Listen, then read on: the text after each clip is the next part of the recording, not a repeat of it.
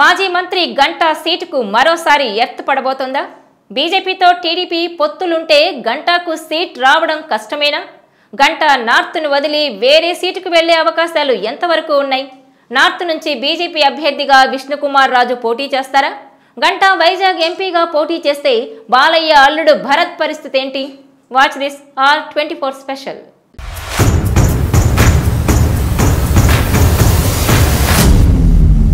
విశాఖ జిల్లాకు చెందిన మాజీ మంత్రి గంటా శ్రీనివాసరావుకు ఇప్పుడు సీటు సమస్య వచ్చి పడిందని అంటున్నారు. ఆయన 2019 ఎన్నికల్లో విశాఖ ఉత్తరం నియోజకవర్గం నుంచి జగన్ వేవులో సైతం గెలిచారు.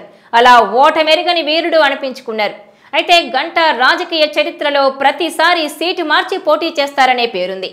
అలాగే పార్టీ కూడా మారుస్తారనే వివాదం ఉన్నా 2019లో మాత్రం ఆయన పార్టీ మారకుండానే పోటీ చేసి గెలిచారు. ఇక ఈసారి సీటు కూడా మార్చకుండా విశాఖ ఉత్తరం నుంచి పోటీ చేయాల్సి వస్తోంది. అయితే దానికి కూడా కొన్ని కండిషన్లు అప్లై అవుతున్నాయనేది ఇప్పుడు లేటెస్ట్ టాక్. గంటా సీటు పొత్తులో పోకుండా ఉంటేనే ఆయన పోటీ చేయగలుగుతారు. నిజానికి గంటా మనసు భీమునిపట్నం మీద ఉంది. అయితే ఆ సీటు జనసేనకు కన్ఫర్మ్ అని తేలిపోతోంది. దాంతో గంటాకు సిట్టింగ్ సీటే మిగిలింది. అయితే చివరి నిమిషంలో బీజేపీతో గనక పొత్తుంటే విశాఖ ఉత్తరం ఆ పార్టీకి ఇవ్వాల్సి ఉంటుంది. అప్పుడు గంటాకు సీటే లేకుండా పోతుంది.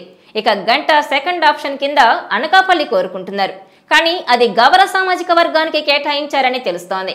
పైగా అక్కడ మాజీ ఎమ్మెల్యే పీలా గోవింద్, మాజీ ఎమ్మెల్సీ బుద్ధా నాగజగదీశ్వరరావుల మధ్య పోటీ నడుస్తోంది. ఏ విధంగా చూసినా గంటాకు విశాఖ ఉత్తరం సీటు తప్ప మరోటి కనిపించడం లేదు. పొత్తుకు బీజేపీ నో అంటే మాత్రం గంటా అక్కడి నుంచే పోటీ చేయడం ఖాయమని అంటున్నారు. ఇక బీజేపీతో పొత్తు కుదిరితే మాత్రం మాజీ ఎమ్మెల్యే బీజేపీ నేత విష్ణుకుమార్ రాజు పోటీ చేస్తారని సమాచారం. అప్పుడు గంటాను విశాఖ ఎంపీగా పోటీ చేస్తారనే టాక్ ఉంది. నిజానికి గంటాను 2019 ఎన్నికల్లోనే విశాఖ ఎంపీగా పోటీ చేయమని చంద్రబాబు కోరినట్టుగా ప్రచారం జరిగింది. ఇదే జరిగితే గంటా విశాఖ పార్లమెంట్ పరిధిలోని అసెంబ్లీ సీట్లలో కూడా పార్టీ గెలుపుకు కృషి చేస్తారని, అంగబలం అర్ధబలం తోడవుతుందని టీడీపీ ఆలోచిస్తోంది.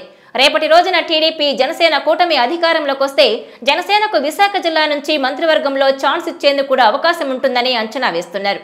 మొత్తానికి గంటాతో పాటు వైజాగ్ నుంచి టీడీపీ ఎంపీ రేసులో ఉన్న శ్రీభరత్ జాతకం కూడా బీజేపీ చేతిలో ఆధారపడి ఉందన్నమాట.